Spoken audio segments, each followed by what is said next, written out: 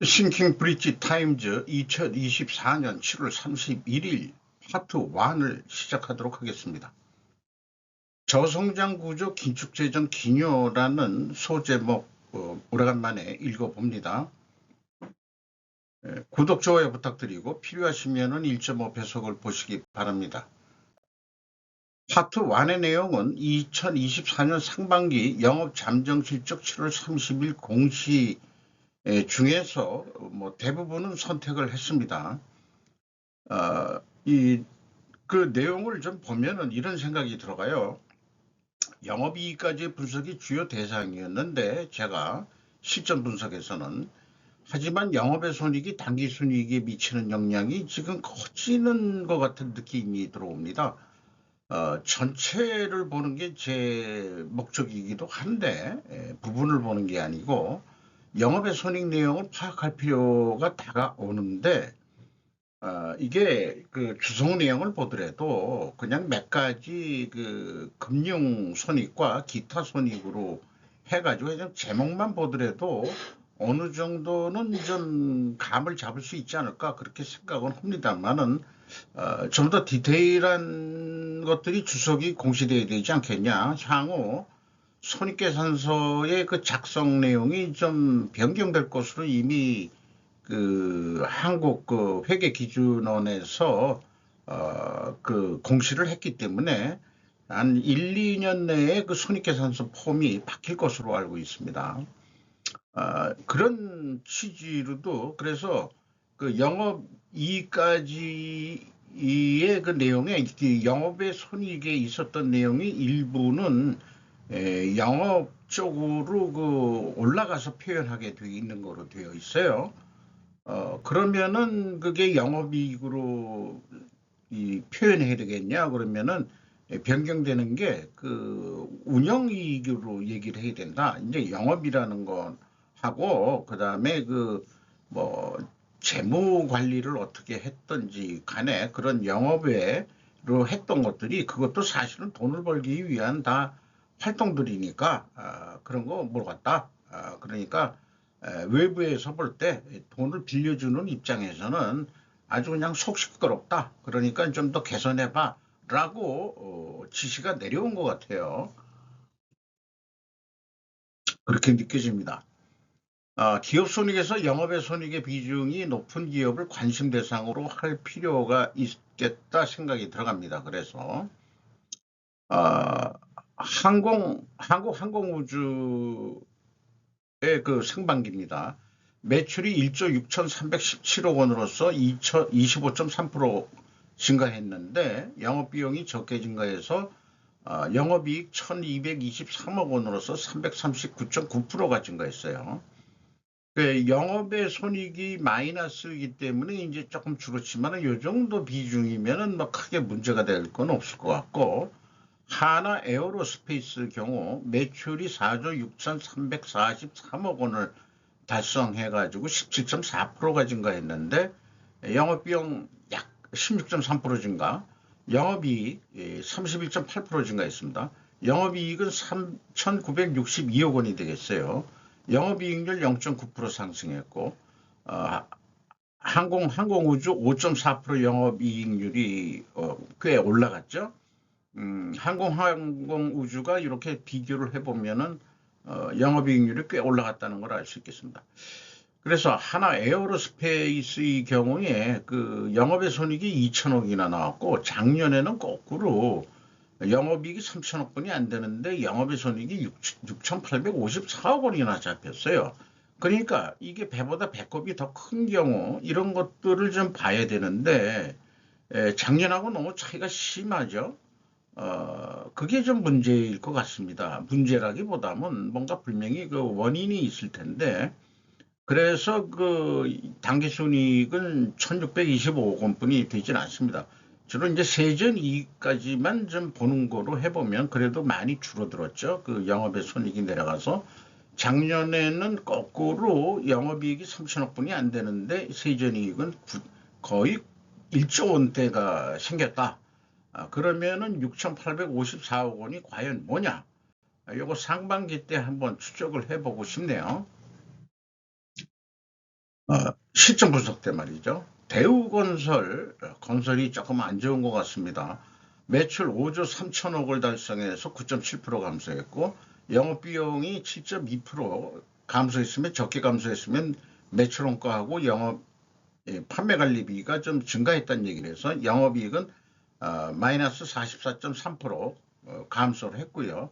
영업이익률도 2.6% 하락했습니다. 그 다음에 기업은행, 우리 그 기획재정부가 그 정부 거죠. 정부 거나 마찬가지죠. 매출이 17조 4천억 원대를 달성해서 9.6%, 영업비용 10.1%더 높게 증가했음에도 불구하고 금액상으로는 영업이익이 5.3% 증가했습니다. 영업이익률은 거꾸로 0.4% 하락했습니다. 영업의 손익 뭐 크게 그 금액이 그 비중은 크진 않고요. 기업은행이 좀 중요할 것 같습니다. 우리나라 중소기업을 지탱해 주는 데인데 좀 기업은행이 좀 그 중소기업을 위한 어떤 그 밑받침 역할을 해주는 그런 금융기관으로서 잘 운영되기를 희망하게 되네요. 또 제가 또 아는 지인들 중에서 기업은행 출신들이 의외로 많습니다.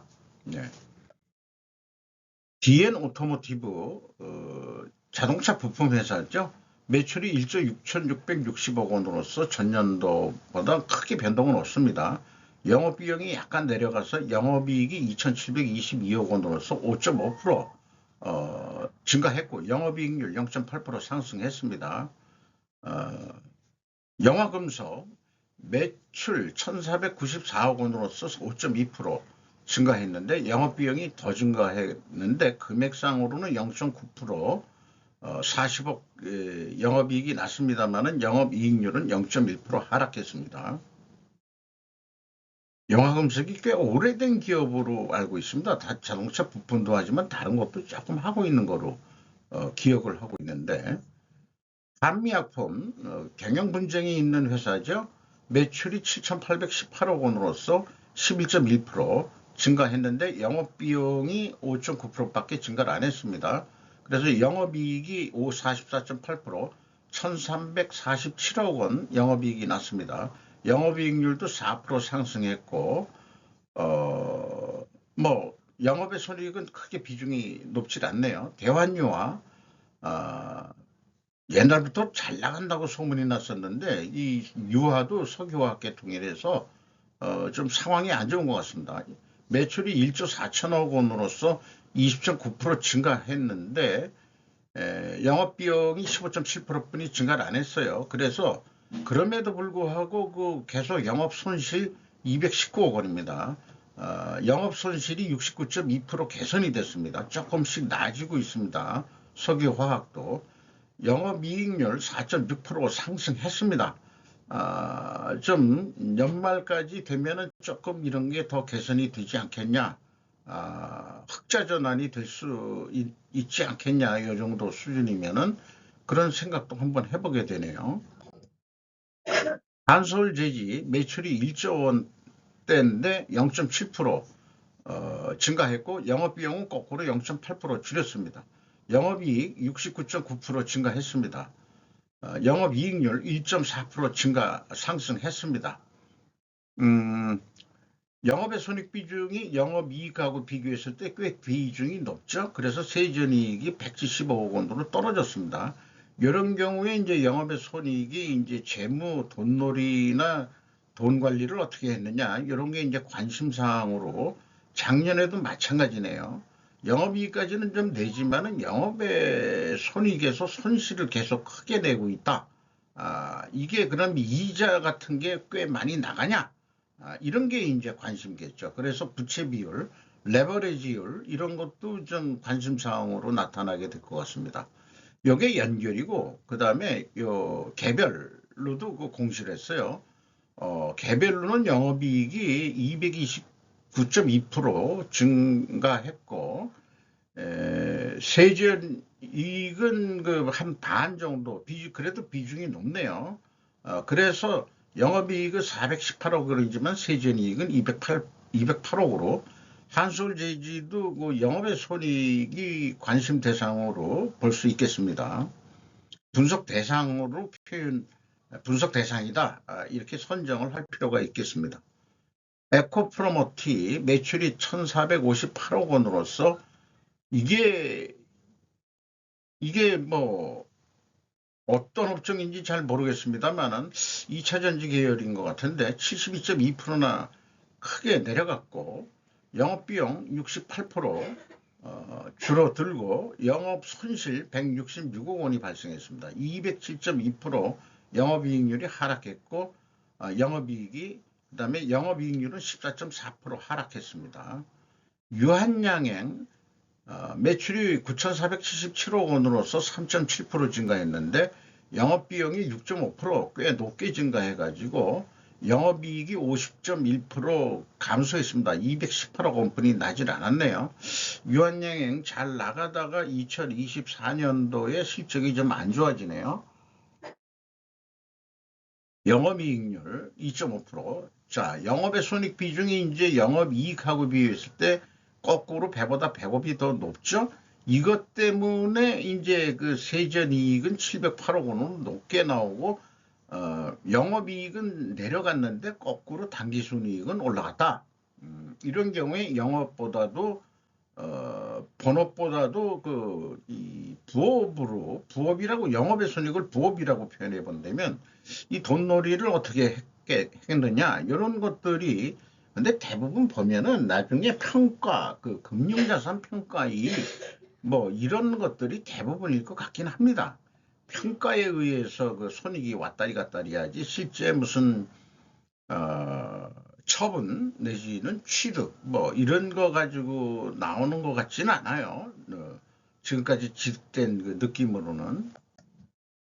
롯데칠성은요, 어저께 뭐 쇠주가 그 뭐 1억 달러 수출이 됐다고 했는데 롯데칠성은요, 아닙니다. 성과가 내려갔어요. 매출이 2조 원대로서 매출 금액은 38% 증가했는데 영업비용은 꽤 높게 증가했죠. 42.8%. 영업이익 18.1% 감소했습니다. 970억 영업이익이 났습니다. 영업이익률 3.3% 하락했고요. 그 다음에 롯데정밀화학 이것도 석유화학계통이니까 좀 안 좋을 겁니다. 매출이 8,215억 원으로서 14.1% 감소했고 영업비용이 6.1% 감소해서 영업이익 74.9% 감소했습니다. 279억 원뿐이 영업이익을 못 냈네요. 영업이익률 8.2% 하락했습니다. 자, 여기에 이 비중, 영업이익보다 영업손익에서 이익이 나가지고 세전이익이 1,600억이나 됩니다. 전년도에도 거꾸로 영업의 손익에서 이게 됐는데 연결이니까 이게 또 롯데정밀화학에서 투자한 회사에 이익이 뭐 좀 많이 났다든가 뭐 이런 거가 아니겠느냐 뭐 이렇게 생각을 합니다만 어쨌든 본업에서는 별 볼 일 없는데 영업의 손익에서 뭐 거의 뭐 이게 뭐 5배 정도 영업 이익이 났다. 영업의 이익이. 자, 그게 본업에 충실해야 되는데 본업 외에서 이익이 난다. 우리는 그 척질한다 이런 표현을 하는데 이게 본업과 관련된 거로 생각을 해봐야 되겠죠. 하나 시스템 방위산업으로 관심하는 데인데 매출이 1조 2,321억 원대로서 17.3% 증가했고 영업비용 10.4% 증가, 영업이익 1,191억 원으로서 182% 증가했습니다. 영업이익률 5.6% 상승했습니다. 여기 뭐 영업의 손익 비중은 그것도 매우 비중이 높긴 높습니다만은 작년에 이제 한화 시스템이 이게 영업의 이익이 또 무려 꽤 높게 나왔는데 이것도 좀 분석 대상으로 해봐야 될 것 같습니다. 삼성 SDI 좀 안 좋다고 이미 생각을 가지고 있죠. 매출이 9조 5천억 원대인데 전년도보다 14.4% 감소했고 영업 비용이 12.9% 감소. 적게 감소했다는 얘기는 비용이 더 올라갔다는 얘기고, 영업이익이 5,476억 원으로서 33.7% 감소했습니다. 영업이익률 1.7% 떨어졌습니다. 영업의 손익이 영업의 이익 비해서는 크게 비중이 높진 않네요. 대한전선 영업이익까지만 공시를 했습니다. 매출이 1조 6,528억 원대로서 14.3% 증가했고, 영업비용이 12% 증가해서 영업이익 58.8% 증가한 662억 원의 영업이익이 났습니다. 영업이익률 1.1% 상승했습니다.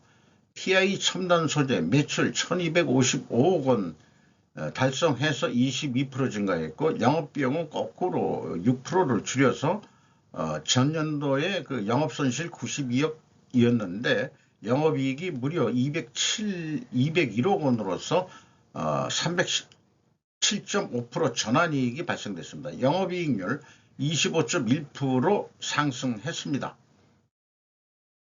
대우건설 매출 5조 3천억 원대로서 9.7% 감소했고, 영업비용 7.2% 감소해서 영업이익 44.3% 감소했습니다. 영업이익률 2.6% 하락했습니다. 이 건설이면은 3대 건설회사, 저는 대우건설, 현대건설을 1순위로 두고 그다음에 대우건설이나 GS건설 이렇게 되는데, 대림건설 DL이라고 그러죠. 거기 이 정도 좀 생각을 하고 있습니다. 건설 좀 안 좋죠. 안 좋은 거로 좀 하는데, 요즘 뉴스는 서울 부동산 가격은 또 좀 올라간다 이런 얘기가 있고, 이게 지금 하루살이가 왜 이 자식이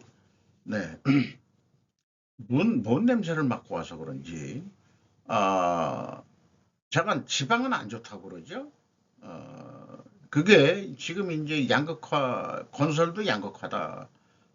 건설 수요가 도시의 인구들이 모이고, 그래서 이게 또 부동산 투기라든지 이런 거지만은, 이거는 그들끼리만의 리그, 거기에 이제 중국인 아새끼들하고 그다음에 이제 외국인 투기 세력 이런 애들이 또 부추길 수도 있고, 잠깐 대한민국 아파트의 외국인 중에서 그 아파트 산 사람들이 중국인들이 50%가 넘는다고 그러니까, 어, 참 그런 거로 인해서 그 젊은 사람들이 저는 결론적으로 집값이 꽤 내려야 된다고 생각을 해요. 그러니까 부동산 이거 지금 높은 거 나중에 재산이 어떻게 되든지 간에 우리나라 부동산 거품이 꺼져야 된다. 그러니까 중국이 지금 꺼지고 있는 중인데, 그래서 경기가 안 좋은데 우리나라 부동산 이거 저도 내려가야 된다고 생각을 합니다.